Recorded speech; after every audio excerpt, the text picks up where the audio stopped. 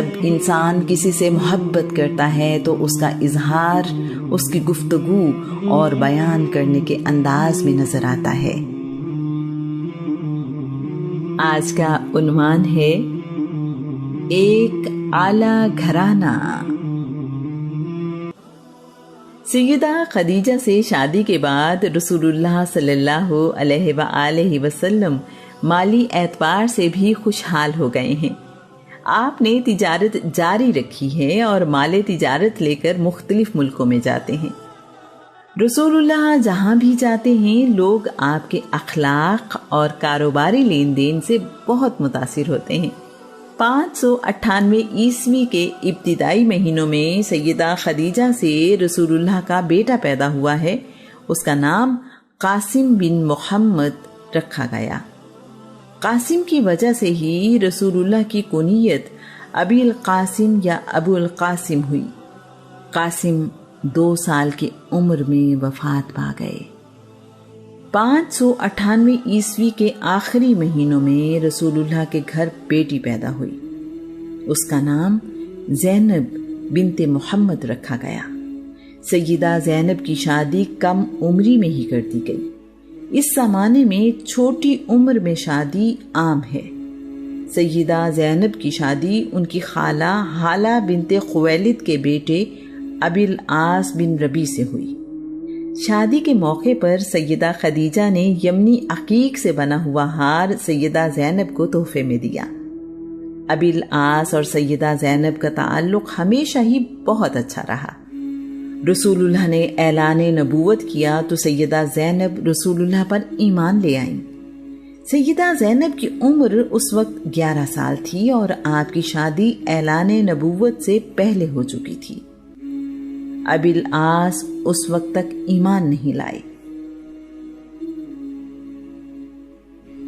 قریش نے مسلمانوں پر ظلم و ستم شروع کیا تو انہوں نے ابی العاص پر دباؤ ڈالا کہ وہ سیدہ زینب کو طلاق دے دیں۔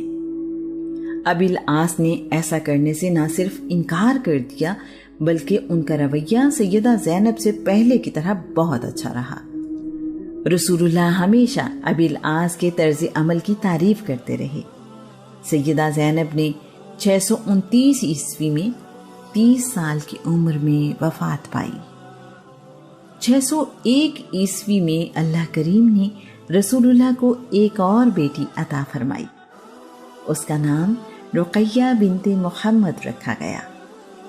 اعلان نبوت سے پہلے سیدہ رقیہ کا نکاح عتبہ بن ابو لہب سے ہوا لیکن رخصتی نہیں ہوئی تھی۔ سیدہ رقیہ اعلان نبوت کے ابتدائی دنوں میں ہی اسلام لے آئیں۔ ابو لہب اور اس کی بیوی نے اپنے بیٹے عتبہ کو کہا کہ محمد کی بیٹی کو طلاق دے دو۔ عتبہ نے ایسا ہی کیا۔ اس واقعے کے کچھ عرصے کے بعد عثمان بن عفان یعنی عثمان غنی ایمان لے آئے۔ رسول اللہ نے سیدہ رقیہ کا نکاح عثمان سے کر دیا۔ سیدہ نے عثمان کے ساتھ پہلے حبشہ کی طرف اور پھر مدینہ منورہ کی طرف ہجرت کی۔ ان دونوں کو صاحب الہجرتین یعنی 2 ہجرتوں والے کہا جاتا ہے۔ رسول اللہ مدینہ منورہ ہجرت کے بعد قریش مکہ اور مسلمانوں کے درمیان لڑی گئی پہلی جنگ غزوہ بدر سے واپس مدینے پہنچے تو سیدہ رقیہ وفات پا چکی تھی۔ سیدہ نے 24 سال کی عمر میں وفات پائی۔ سیدہ رقیہ اور عثمان میں اس قدر محبت تھی کہ لوگ کہا کرتے تھے عثمان اور رقیہ سے بہتر میاں بیوی کسی انسان نے نہیں دیکھے۔ 603 عیسوی میں سیدہ خدیجہ سے رسول اللہ کی تیسری بیٹی پیدا ہوئی۔ ان کا نام ام کلثوم بنت محمد رکھا گیا۔ اعلان نبوت سے قبل ام کلثوم کا نکاح عتیبہ بن ابو لہب سے کیا گیا۔ یہ نکاح اور سیدہ رقیہ کا عتبہ بن ابو لہب سے نکاح ابو لہب کی درخواست پر ہوا۔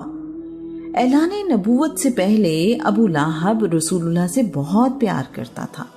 دشمنی تو اس وقت شروع ہوئی جب رسول اللہ نے اللہ کے ایک ہونے اور تمام انسانوں کے برابر ہونے کا اعلان کر کے ان لوگوں کے دین کی حقیقت بتائی۔ ابو لہب اور اس کی بیوی ام جمیل کے کہنے پر عتیبہ نے بھی سیدہ ام کلثوم کو طلاق دے دی۔